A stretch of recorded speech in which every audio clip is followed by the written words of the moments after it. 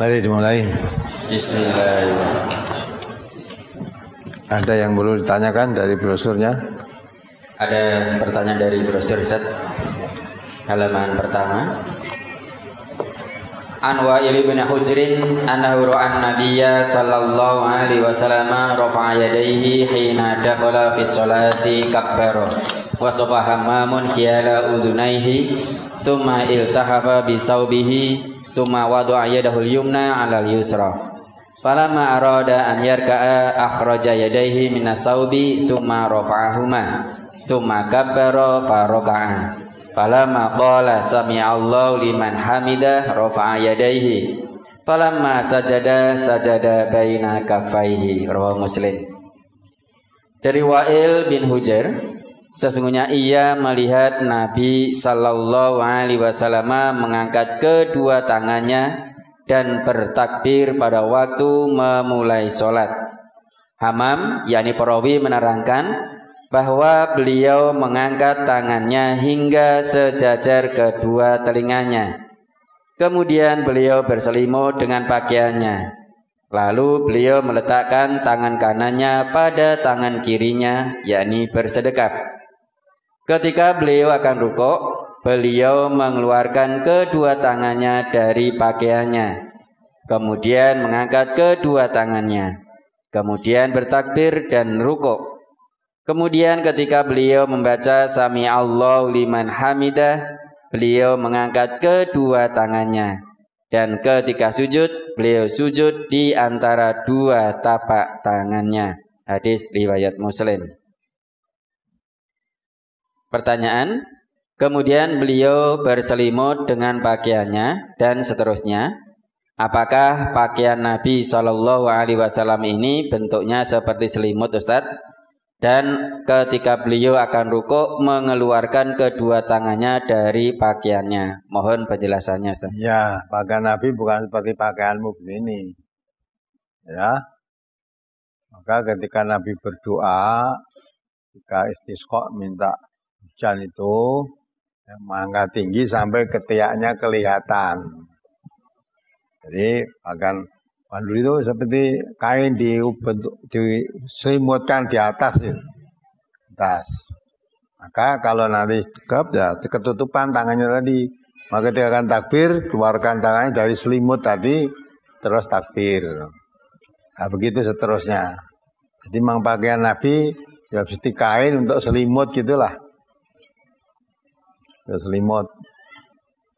Berbeda, jangan bayangkan Nabi pakainya seperti kita itu enggak, beda. Apalagi? Kemudian dari halaman 2. An Wa'il bin Hujrin qala qultu la anzuranna ila salati Rasulillahi sallallahu alaihi wasallam kaifa yusalli.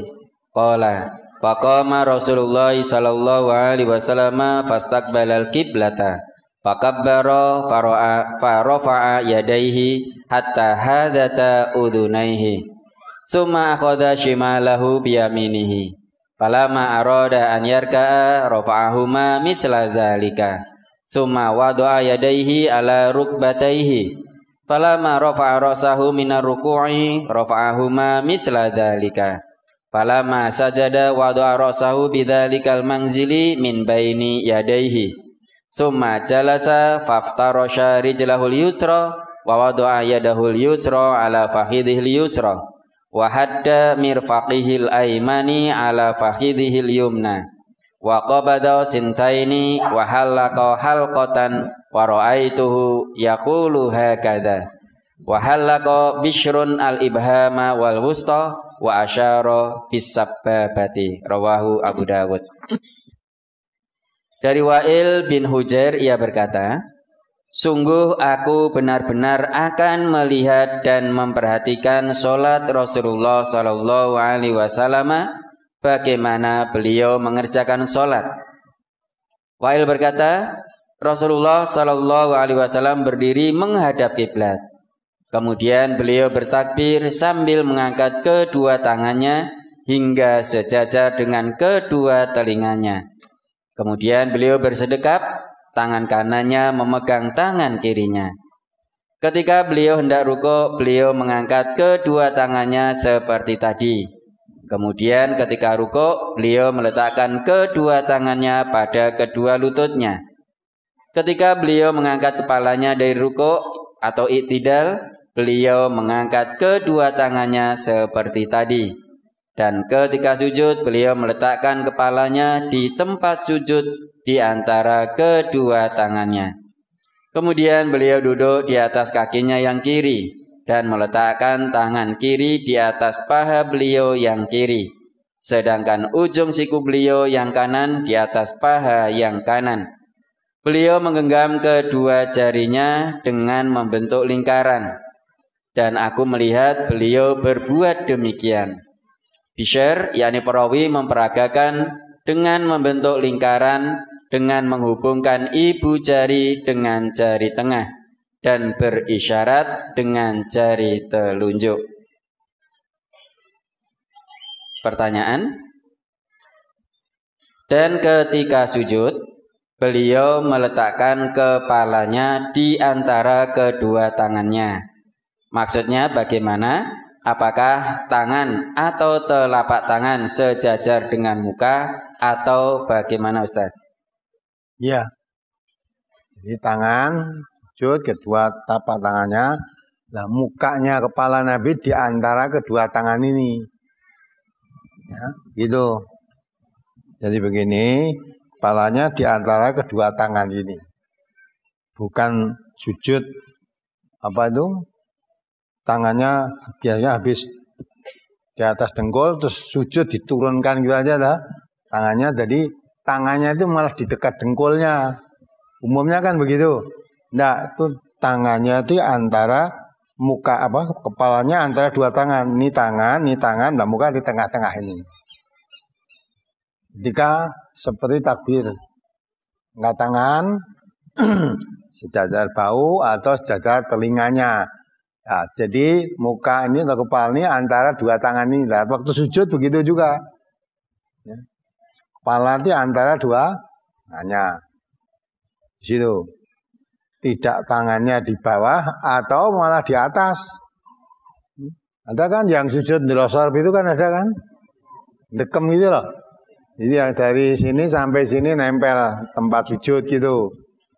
Ada yang itu aja, telapak tangannya aja gitu ya. Nah, kepalanya di antara dua tangan ini tadi. Ya. Berikutnya pada baris kedua dari bawah halaman 3 sampai halaman 4. Beliau menggenggam kedua jarinya dengan membentuk lingkaran. Dan aku melihat beliau berbuat demikian. Bishr, yakni perawi, memperagakan dengan membentuk lingkaran, dengan menghubungkan ibu jari dengan jari tengah, dan berisyarat dengan jari telunjuk. Pertanyaan, yang dimaksud dengan berisyarat, apakah jari telunjuknya itu digerak-gerakkan atau diam saja, Ustaz? Ya, berisyarat dengan telunjuk itu dijulurkan gitu. Jadi cara menjulurkan jari ini pun cara menggenggam diterangkan. Ibu jari ini ketemu dengan jari tengah, ya, gelingging lah, tuh menggenggam gini, terus mengisyarat dengan jari telunjuknya dijulurkan begitu. Nah itu, ini cara menggenggam pun diatur di situ. Cara menggenggam diatur. Memang ada yang memahami menggerak-gerakkan itu. Geraknya itu pun macam-macam kan. Ada yang ini cepat banget ya, kamu lihat kan. Ada yang geraknya begini. Ada lagi yang begini. Nah, kalau memang itu gerak itu dituntunkan, wong baru genggam saja tadi diatur gitu kok. Cara menetapkan ini, ibu jari digatokkan jari tengah, kelingkingnya digenggamkan. Enggak gini. Mau mengisyaratkan dengan telunjuk aja, itu disyaratkan maksudnya dijulurkan juga. Ini cara menggenggam ini pun diatur. Ya. Kalau memang geraknya itu diperintahkan oleh Nabi bergerak, tentu akan diatur. Geraknya cepat begini atau gini-begini aja, atau diubeng-ubeng ke. Nah gitu ya. Nah, kamu lihat prakteknya orang kan macam-macam. Nah, memang ada yang berpendapat, memang jari tangan Nabi itu terunjuk itu bergerak. Bukan digerak-gerakkan, bergerak. Bergerak itu karena mungkin tekanan dalam beliau membaca tahiyat tadi kan. Jadi langsung masuk dalam hatinya sampai gemeter itu ya.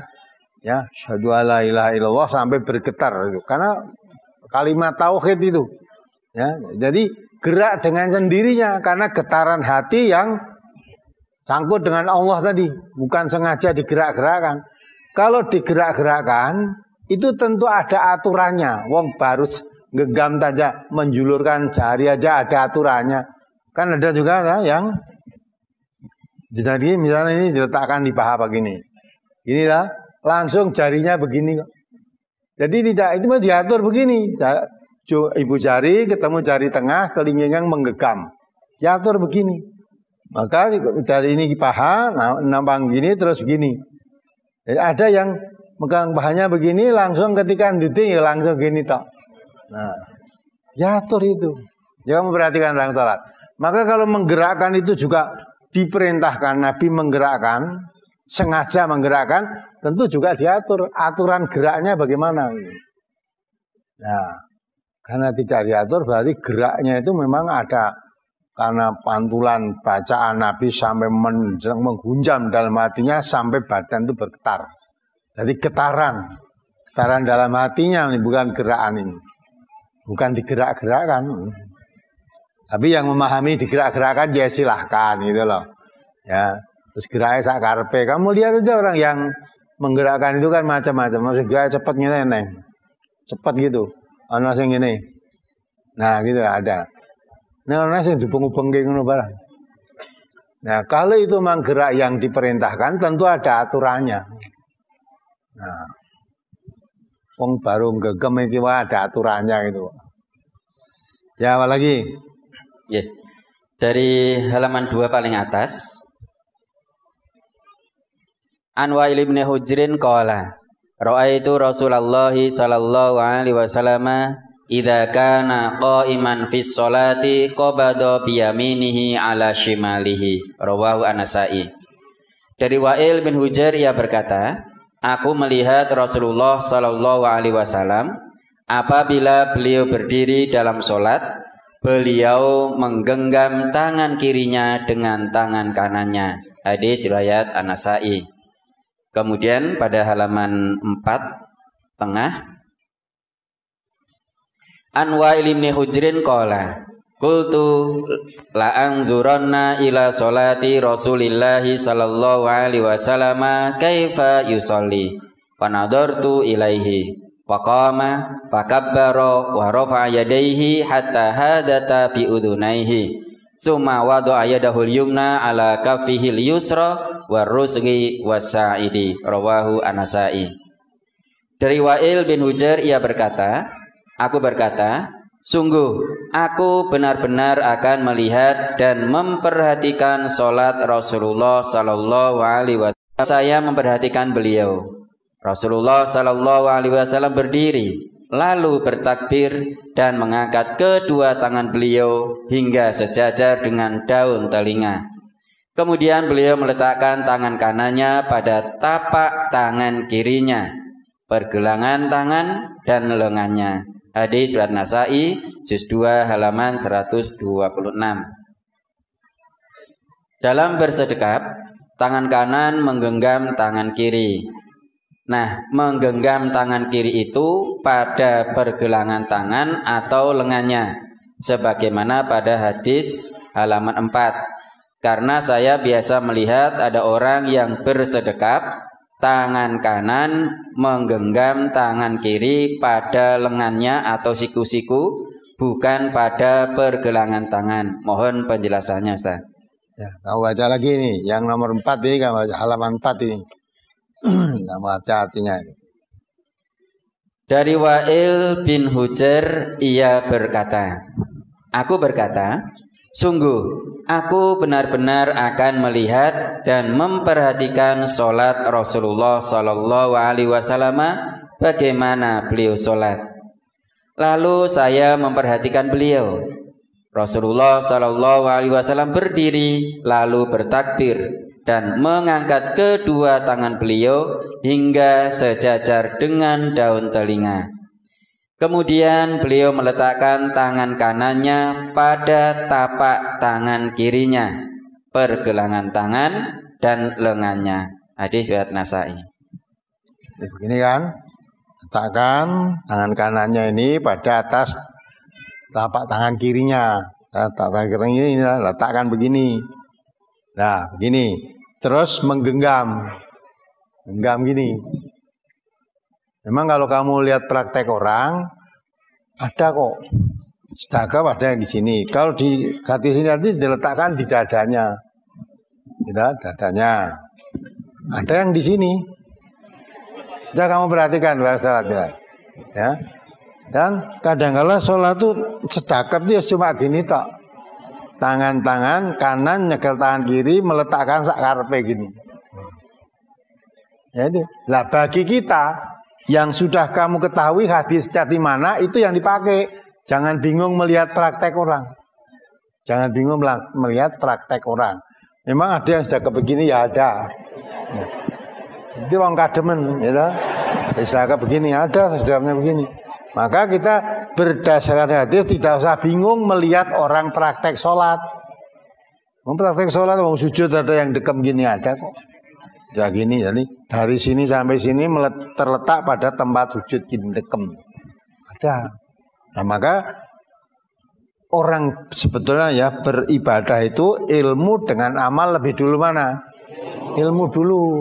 Nah kalau kita dulu diajari ya berdasarkan ajarannya bapak-bapaknya dulu, mbah-mbahnya dulu begitu tanpa ditunjukkan dasar ilmunya. Ya alhamdulillah sekarang setelah kita ilmunya dirubah. Ojo ajarane bapak dia nek zakep kok ngene kok. Nah, iya gue nek zakep kademen ngene. Kalau zakepnya orang sholat itu begini. Nah, tangan kan menggenggam. Tangan kanan menggenggam tangan kiri, berarti tangan kiri di bawahnya tangan. Tidak mungkin tangan kiri di atas bisa menggenggam tangan kanannya piye apa ngene. Memang ada sedekap, coba hadisnya tadi dicari. Ya. Halaman berapa tadi? Ada orang yang meletakkan tangan kanannya di bawah tangan kiri. Itu ya pegang oleh Rasulullah dibenake gitu loh. Ya. Di halaman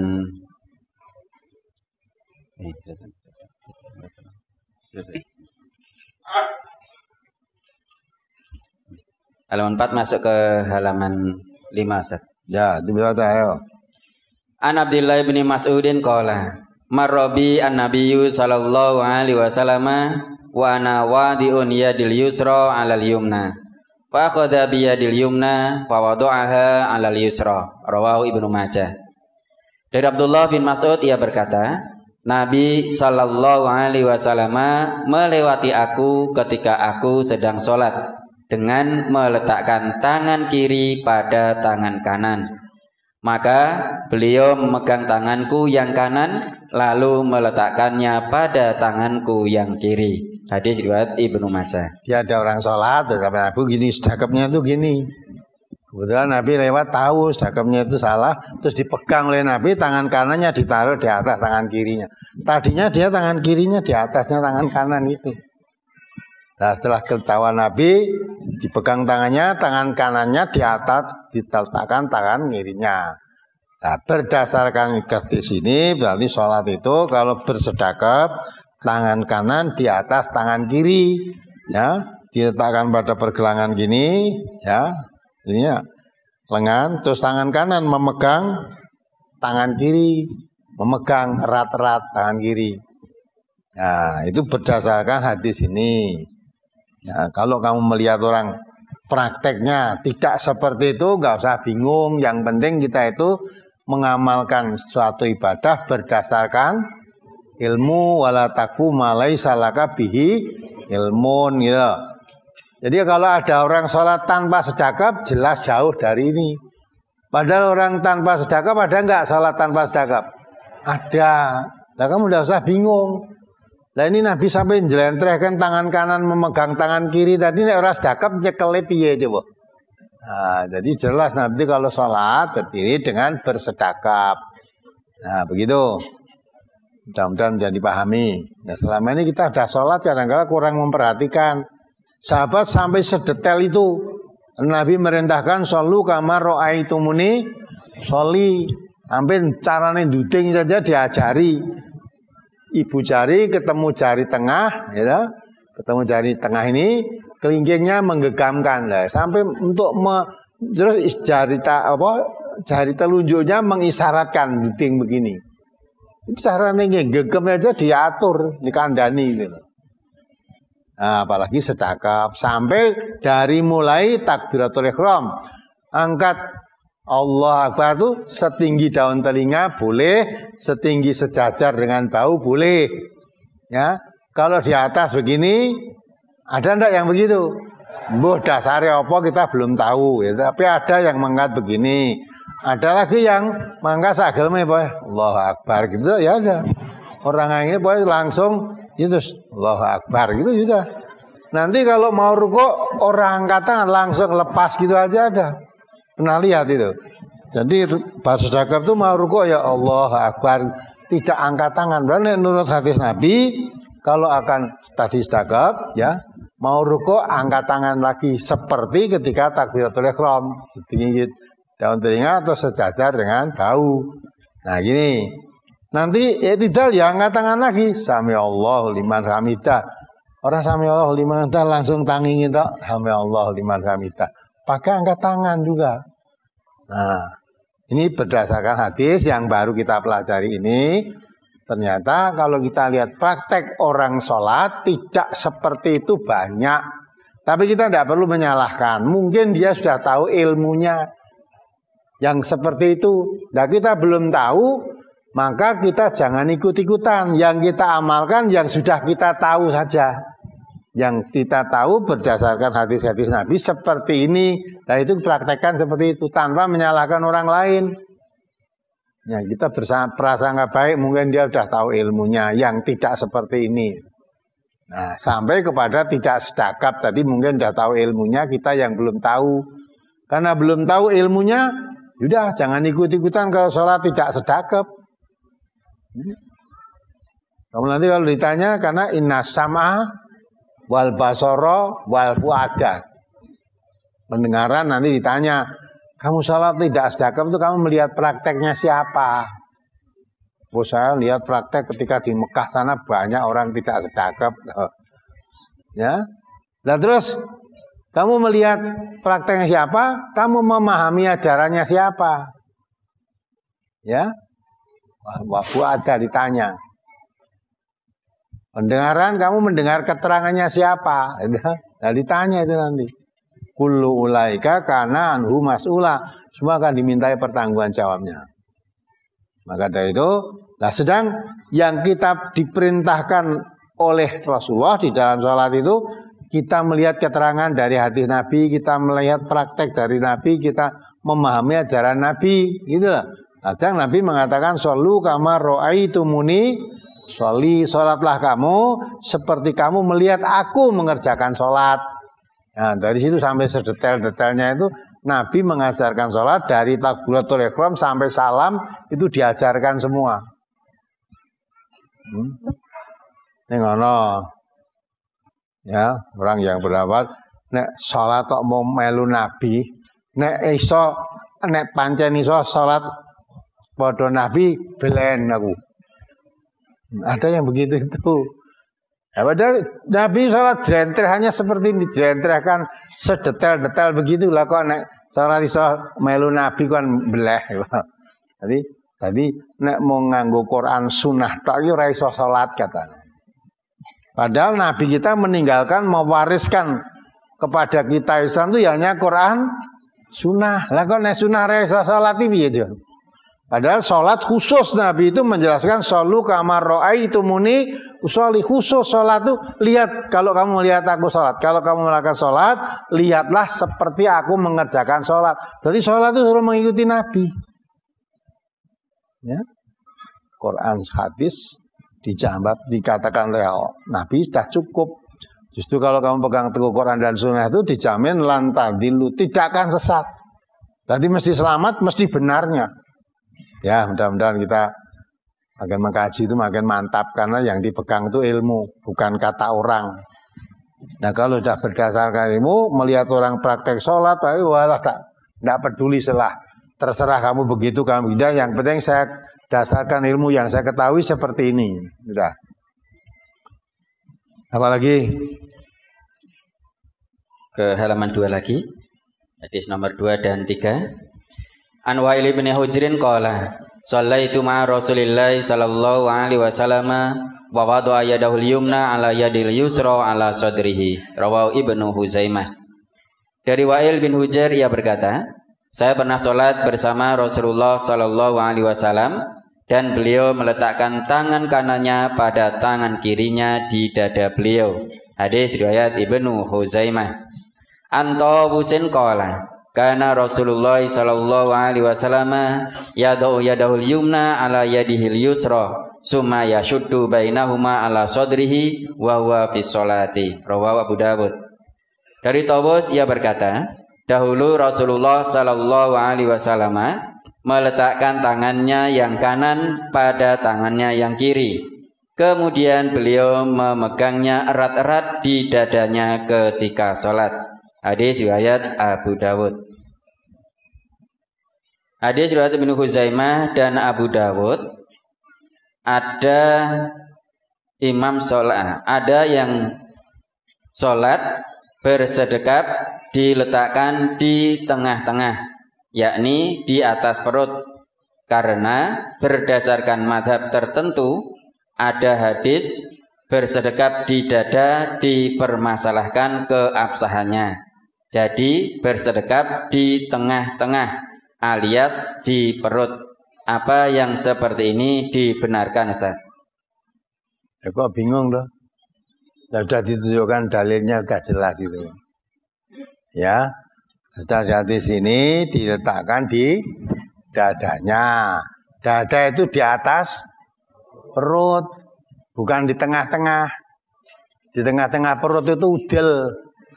Jadi kalau di atas perut, dada itu di atas perut, maka sedekap itu diletakkan di dadanya. Ya, dada, bukan di sini. Di sini.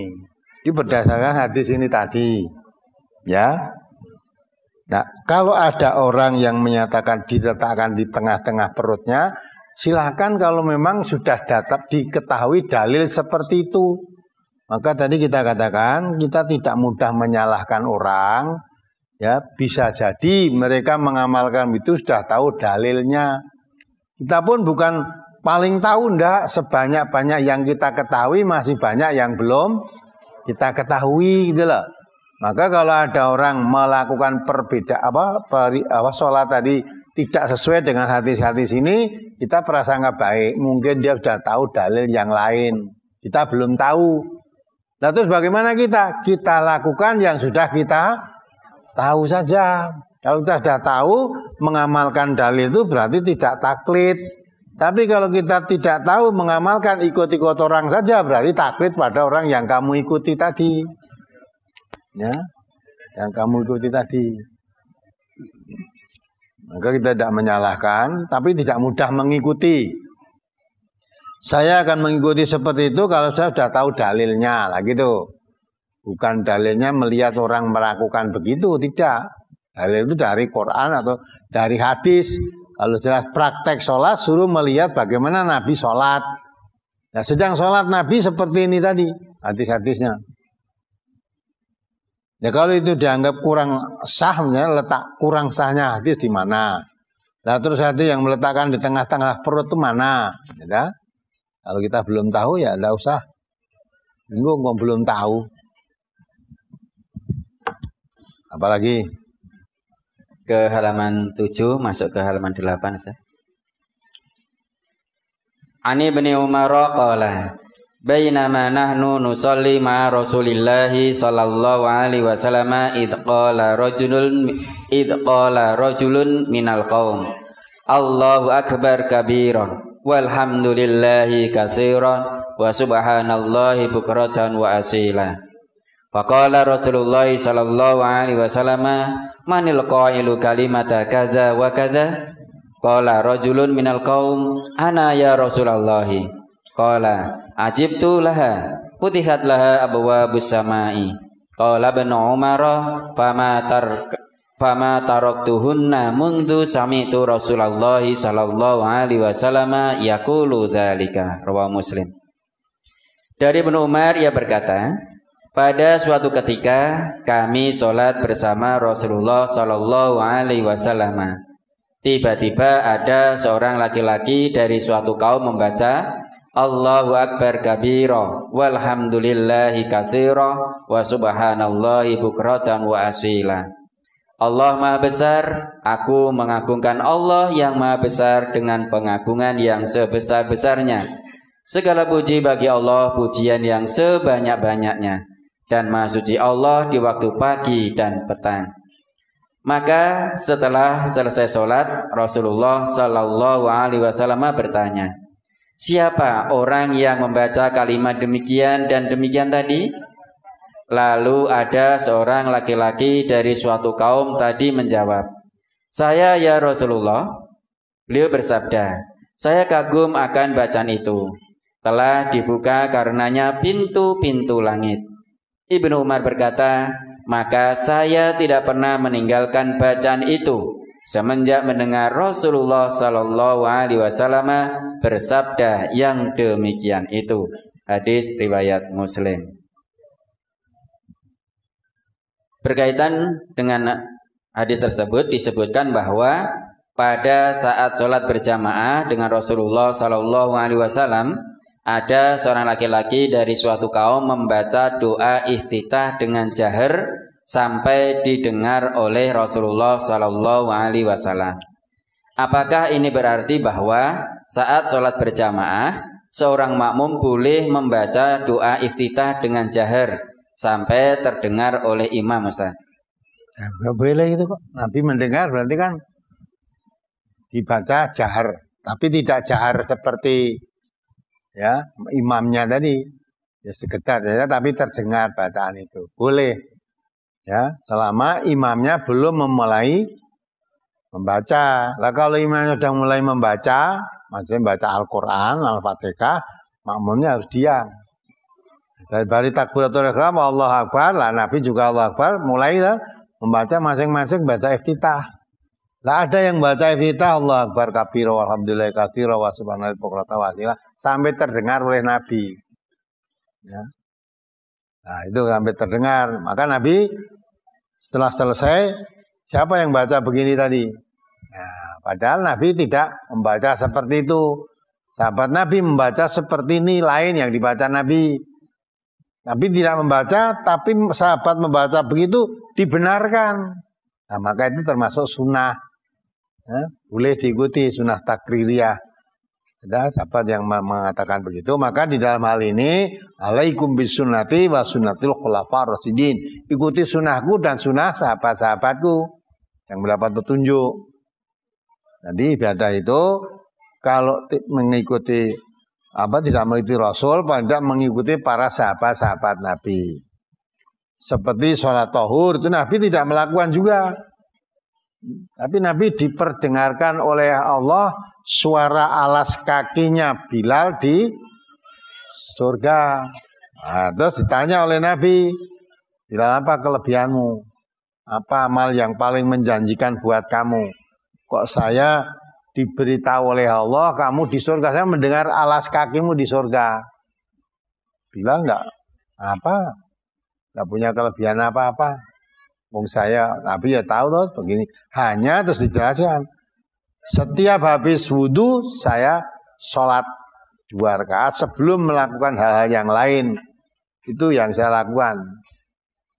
Ya, jadi Nabi tidak melakukan, tapi Bilal melakukan. Setelah perlakuan Bilal itu diketahui Nabi, dikuatkan malah. Itu yang menjadikan kamu. Ya, kelebihanmu di situ. Ya, sehingga Nabi diperdengarkan alas kakinya Bilal berjalan di surga itu karena ada kelebihan itu tadi. Berarti apa yang dilakukan Bilal itu dibenarkan. Bukan bid'ah itu, kita mengikuti itu bukan bid'ah. Karena dilakukan oleh sahabat Nabi dan Nabi pun tahu, tidak melarang. Nah, dengan ini tadi adalah sahabat sholat, sedekap tangan kanannya di bawah tangan kiri. Nabi tahu, langsung tangannya diambil, diangkat, tangan kanannya di atas, letakkan di atas tangan kiri. Nah berarti ini kalau kita sholat, ya, tangan kanan kita di bawah tangan kiri, itu yang tidak betul. Setelah ketahuan Nabi itu sahabat melakukan begitu, dibetulkan tangannya kanan yang di atas. Kalau seperti tadi Bilal, seperti bacaan ini, Nabi tahu siapa yang baca tadi. Oh, sini yang membaca ngaku saya Rasulullah. Tidak disalahkan, tidak disalahkan. Ya malah, ya, tapi katakan oleh Rasulullah, siapa yang baca demikian kalimat demikian tadi, lalu seorang laki menjawab, saya ya Rasulullah. Beliau bersabda, saya kagum akan bacaan itu. Ini telah dibuka karena pintu-pintu langit. Ya, jadi karena bacaan itu dibuka pintu-pintu langit oleh Allah karena bacaan itu tadi. Nah, langsung Ibnu Umar berkata, maka saya tidak pernah meninggalkan bacaan itu semenjak mendengar Rasulullah bersabda yang demikian. Jadi semenjak Rasulullah kata bahwa yang bacaan subhanakallah, dibilang Allah akbar kabir alhamdulillah wa subhanallah bukrata wasila, Nabi mengatakan dibuka pintu langit dengan bacaan itu tadi. Terus Ibnu Umar sejak Nabi berkata begitu tidak pernah meninggalkan. Kalau doa iftitah sholat bacaannya selalu itu gitu. Nah itu kita semua. Jadi doa iftitah tidak hanya satu, ya Allahumma ba'id saja tidak, dan tidak hanya wajah tu wajhal fathara samawati itu ya. Ya maka banyak yang kita belum tahu kan. Kalau dulu sebelum kita ngaji itu kalau Allahumma ba'id itu Muhammadiyah, ya. Kalau wajah tuh NO, ya, Anggere NO mesti Pak Allahumma ba'id wajah tuh wajah gitu. Ini Muhammadiyah Allahumma ba'id, ya gitu. Lah sekarang nenek Allah akbar kabira walhamdulillah katsira apa gue? Ya. Orang mlebu NU, orang Muhammadiyah. Oh ternyata semuanya itu dari Nabi. Wajah tu wajah juga dari Nabi. Allahumma ba'id juga dari Nabi. Allah akbar kabira walhamdulillah katsira wa subhanallah juga dari Nabi.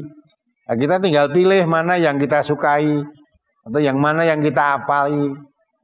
Mungkin ya wajah tu wajah itu karena panjang, ya kurang hafal, udah ambil yang pendek aja Allah akbar kabira walhamdulillah katsiran, ternyata dibukakan berkah, dibukakan pintu langit. Jadi Allah ridho juga bacaan itu gitu. Apalagi halaman 9 masuk ke halaman 10. An Ali bin Abi Thalib an Rasulillah sallallahu alaihi wasallam annahu kana idza qama ila sholati qala wajjahtu wajhiya lilladzi fataras samawati wal arda hanifan wa ma ana minal musyrikin. Inna sholati wa nusuki wa mahyaya wa mamati lillahi rabbil alamin. La syarika lahu wa bidzalika umirtu wa ana minal muslimin. Allahumma antal maliku la ilaha illa anta. Anta rabbi wa ana abduka dhalamtu nafsi wa i'taraftu bidzanbi faghfirli dzunubi jami'an. Innahu la yaghfiru dzunuba illa anta. Wahdini li ahsanil akhlaqi la yahdi li ahsaniha illa anta. Wasrif anni sayyi'aha la yasrifu anni sayyi'aha illa anta. Labbaika wa sa'daik wal khairu kulluhu fi yadaik wasyarru laisa ilaik. Ana bika wa ilaik tabarakta wa ta'alait astaghfiruka wa atubu ilaik. Rawahu Muslim. Dari Ali bin Abu Thalib dari Rasulullah sallallahu alaihi wasallam bahwasanya beliau dahulu apabila berdiri salat beliau membaca wajjahtu wajhiya lilladzi fataras samawati wal arda hanifa wa ma ana minal musyrikin. Inna sholati wa nusuki wa mahyaya wa mamati lillahi rabbil alamin. La syarika lahu wa bidzalika umirtu wa ana minal muslimin. Allahumma antal maliku la ilaha illa anta rabbi wa ana abduka dhalamtu nafsi wa taraftu bidhambi faghfir li dhunubi jami'an innahu la yaghfiru dhunuba illa anta wahdini li ahsanil akhlaqi la yahdi li ahsaniha illa anta wasrif anni sayyi'aha la yasrifu anni sayyi'aha illa anta labbaika wa sa'daik wal khairu kulluhu fi yadaik wasyarru laisa ilaik ana bika wa ilaik tabarakta wa ta'alait astaghfiruka wa atubu ilaik.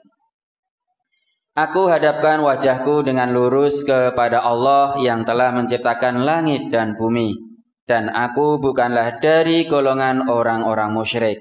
Sesungguhnya solatku, ibadahku, hidupku, dan matiku hanyalah untuk Allah Tuhan semesta alam. Tiada sekutu baginya. Dengan demikian itulah aku diperintahkan. Dan aku termasuk orang-orang yang berserah diri. Ya Allah, Engkaulah Raja. Tiada Tuhan selain Engkau. Engkau adalah Tuhanku. Aku adalah hamba-Mu. Aku telah menganiaya diriku. Dan aku mengakui dosa-dosaku. Maka ampunilah dosa-dosaku semuanya. Sesungguhnya tidak ada yang bisa mengampuni dosa kecuali Engkau. Dan tunjukilah aku kepada sebaik-baik akhlak. Dan tidak ada yang bisa menunjuki kepada sebaik-baik akhlak kecuali Engkau. Dan palingkanlah dariku akhlak yang buruk. Dan tidak ada yang bisa memalingkan akhlak yang buruk dariku selain Engkau. Aku sambut panggilanmu. Dan aku tetap taat kepadamu. Dan menolong agamamu. Dan kebaikan semuanya ada di tanganmu, dan keburukan tidaklah menuju kepadamu. Aku memohon kebaikan kepadamu, dan berlindung kepadamu. Maha suci Engkau, dan maha tinggi. Aku mohon ampun kepadamu, dan aku bertaubat kepadamu. Hadis riwayat Muslim. Tentang doa iftitah, ada sebagian kaum muslimin yang apabila sholat membaca doa iftitah sebagaimana di dalam Quran surat Al-An'am ayat 79, 162 sampai 163. Apa yang seperti ini dibenarkan? Doa iftitahnya berdasarkan ayat Quran, bukan hadis Muslim ini, Ustaz. Jadi Rasulullah tadi jelaskan kalau sholat suruh mengikuti salatnya Nabi. Doa iftitah yang dicontohkan Rasulullah seperti ini. Lah apa Rasulullah kira-kira tidak hafal Qur'annya itu? Coba surat apa tadi yang kamu baca? Surat Al-An'am ayat 79. Coba dibaca. Saya baca. Inni wajjahtu wajhiya lilladzi fataras samawati wal arda hanifa wa ma ana minal musyrikin. Kemudian dilanjutkan ayat 162. Qul inna sholati wa nusuki wa mahyaya wa mati lillahi rabbil alamin la syarika lahu wa bidzalika umirtu wa ana awwalul muslimin. Ya, itu boleh. Tapi kalau baca iftitah dalam sholat tidak sampai di situ. Masih ada kelanjutannya seperti tadi kan, itu di keterangan, coba dibaca tadi halaman 11 tadi keterangan, dibaca itu keterangan. Dan dalam riwayat lain disebutkan seperti di atas, namun bukan dengan lafaz wa ana minal muslimin, tetapi dengan lafaz wa ana awwalul muslimin. Nah inilah ayat ini kan di atas tadi, di situ diterangkan wa ana minal muslimin, tapi di hadis riwayat yang lain, riwayatnya Muslim tapi di tempat yang lain itu wa ana awalul muslimin. Ana awalul muslimin seperti dalam surat Al-Maidah tadi. Surat Al-An'am tadi ya, ana awalul muslimin. Tapi di dalam sholat tidak sampai di situ saja. Pakai wa ana awalul muslimin, masih ada kelanjutannya. Allahumma antal maliku la ilaha illa anta rabbi wa ana abduka, dan seterusnya sampai selesai. Kalau mau baca doa iftitah, kalau sampai di situ saja berarti belum selesai. Ya, kalau doa iftitah pakai wajah itu tadi selesainya sampai ini yang diriwayatkan Muslim ini. Yang tadi diriwayatkan Muslim juz 1 halaman 534. Kalau ini juga riwayat Muslim juz 1 halaman 536. Ya, 536. Nomor 202. Kalau yang tadi nomor 201. Ya, sama, berarti itu pakai dua-duanya boleh. Tapi kalau hanya sampai wa ana minal muslimin atau wa ana awalul muslimin, berarti belum selesai bacaan iftitahnya. Belum selesai. Apalagi? Bolehkah membaca dua doa iftitah di dalam satu sholat, Ustaz? Wong siji kowe ora kober ngono kok. Mbok tekon sing genah wae. Wong ana sing salat doa iftitah ora diwaca, ya. Biasanya salat tarawih itu kan ora maca doa iftitah to kesuwen nganggo iftitah barang. Lah kok ndadak dua, wong siji wae ora kok bermaca gitu kok kamu. Ya. Ya, maca satu itu sudah baik. Ya. Baik. Maka doa iftitah itu satu, yang mana? Yang mana yang kamu pilih terserah, satu aja. Apalagi? Apakah kita boleh menggunakan bacaan doa iftitah untuk berdoa di luar waktu sholat, Ustaz? Ya, boleh saja. Boleh. Di luar untuk doa di waktu sholat, pakai iftitah, memang itu doa iftitah. Kalau itu digunakan doa selain untuk sholat, doa biasa dipakai boleh saja. Boleh doa. Wong isinya doa kan baik. Apalagi? Kembali ke halaman 1. Saya baca artinya. Dari Wa'il bin Hujr, sesungguhnya ia melihat Nabi SAW mengangkat kedua tangannya dan bertakbir pada waktu memulai sholat. Hamam perawi menerangkan bahwa beliau mengangkat tangannya hingga sejajar dengan kedua telinganya. Kemudian beliau berselimut dengan pakaiannya. Lalu beliau meletakkan tangan kanannya pada tangan kirinya, yakni bersedekap. Ketika beliau akan rukuk, beliau mengeluarkan kedua tangannya dari pakaiannya. Kemudian mengangkat kedua tangannya. Kemudian bertakbir dan rukuk. Kemudian ketika beliau membaca Sami Allahu liman hamidah, beliau mengangkat kedua tangannya. Dan ketika sujud, beliau sujud di antara dua tapak tangannya. Hadis riwayat Muslim.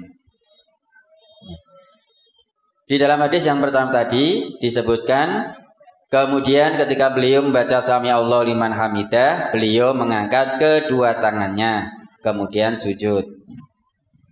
Pertanyaannya, bagaimana tangan sesudah rukuk dengan membaca Sami Allahu liman hamidah?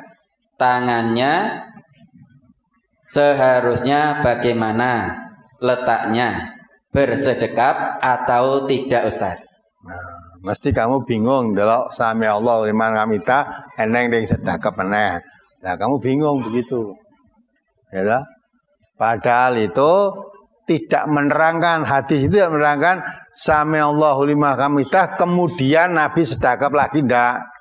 Jadi sahabat itu melihat praktek Nabi sholat satu persatu diamati. Oh, ketika takbiratul ihram atau takbir-takbir yang lain tadi, angkat tangan sampai sejajar daun telinga atau sampai sebau. Oh, kalau sedekap, ya, tangan kiri di bawah tangan kanan memegang erat-erat, itu menerangkan sedekapnya. Ya. Nah, kapan angkat tangan? Di 4 tempat tadi. Mau sholat, mau rukuk, i'tidal. Lah setelah i'tidal tidak dijelaskan Sami Allahu liman hamidah kemudian Nabi sedekap lagi, tidak begitu. Tidak pakai summa. Kalau pakai summa kemudian sedekap lagi, Sami Allahu liman hamidah sedekap lagi. Itu enggak. Memang tidak menerangkan, itu tadi hanya menerangkan tempat-tempat angkat tangan dan tempat-tempat bagaimana cara Nabi bersedekap. Setelah ruku tidak diterangkan setelah Nabi sami Allahu liman hamidah, kemudian Nabi sedekap lagi, itu enggak ada hadisnya itu. Tidak menerangkan begitu. Ya. Insyaallah nanti kalau pada saatnya nanti mungkin kalau kemarin belum diterangkan, tapi pernah Warga Blesu juga sudah lama. Jadi ada orang mana sami Allahu liman hamidah sedekap lagi itu ada. Sedekap terus. Nah, kamu tidak usah bingung begitu itu, ya. Kita pun pernah saya terangkan juga di akad tadi hadisnya pun, ya, kalau belum dimuat dalam pedang sholatan nanti insya Allah waktu berikutnya nanti dimuat dalam tuntunan sholat ini. Kalau belum dimuat, insya Allah nanti waktu giliran berikutnya akan dimuat. Setelah sami Allahu liman hamidah bagaimana?